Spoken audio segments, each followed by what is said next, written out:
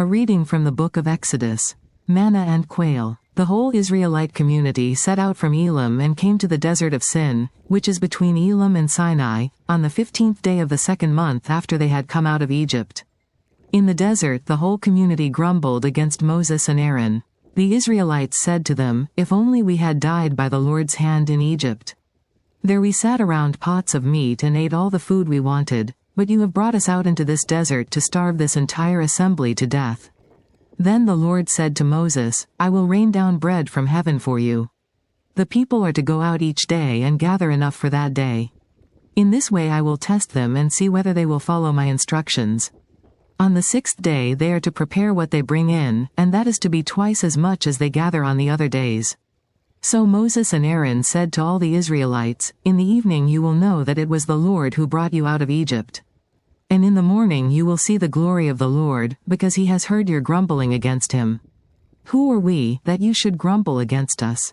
Moses also said, "You will know that it was the Lord when he gives you meat to eat in the evening and all the bread you want in the morning, because he has heard your grumbling against him. Who are we? You are not grumbling against us, but against the Lord."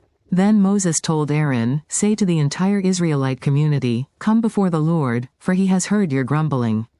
While Aaron was speaking to the whole Israelite community, they looked toward the desert, and there was the glory of the Lord appearing in the cloud. The Lord said to Moses, "I have heard the grumbling of the Israelites. Tell them, at twilight you will eat meat, and in the morning you will be filled with bread. Then you will know that I am the Lord your God." That evening quail came and covered the camp, and in the morning there was a layer of dew around the camp. When the dew was gone, thin flakes like frost on the ground appeared on the desert floor. When the Israelites saw it, they said to each other, "What is it?" For they did not know what it was. Moses said to them, "It is the bread the Lord has given you to eat. This is what the Lord has commanded. Everyone is to gather as much as they need. Take an omer for each person you have in your tent." The Israelites did as they were told, some gathered much, some little. And when they measured it by the omer, the one who gathered much did not have too much, and the one who gathered little did not have too little. Everyone had gathered just as much as they needed. Then Moses said to them, "No one is to keep any of it until morning." However, some of them paid no attention to Moses. They kept part of it until morning, but it was full of maggots and began to smell. So Moses was angry with them. Each morning everyone gathered as much as they needed, and when the sun grew hot, it melted away. On the 6th day, they gathered twice as much, 2 omers for each person, and the leaders of the community came and reported this to Moses. He said to them, "This is what the Lord commanded. Tomorrow is to be a day of Sabbath rest, a holy Sabbath to the Lord. So bake what you want to bake and boil what you want to boil. Save whatever is left and keep it until morning." So they saved it until morning, as Moses commanded, and it did not stink or get maggots in it. "Eat it today," Moses said, "because today is a Sabbath to the Lord.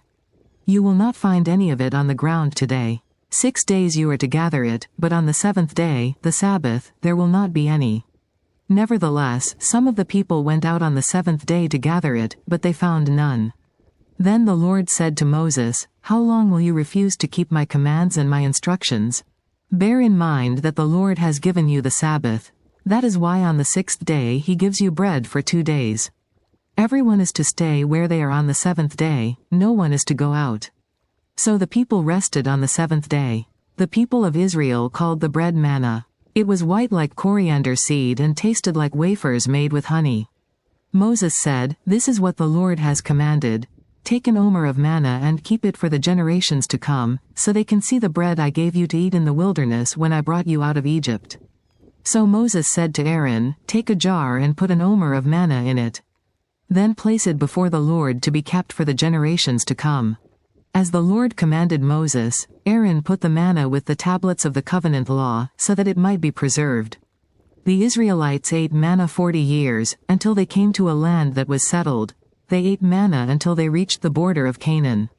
An omer is 1/10 of an ephah. The word of the Lord.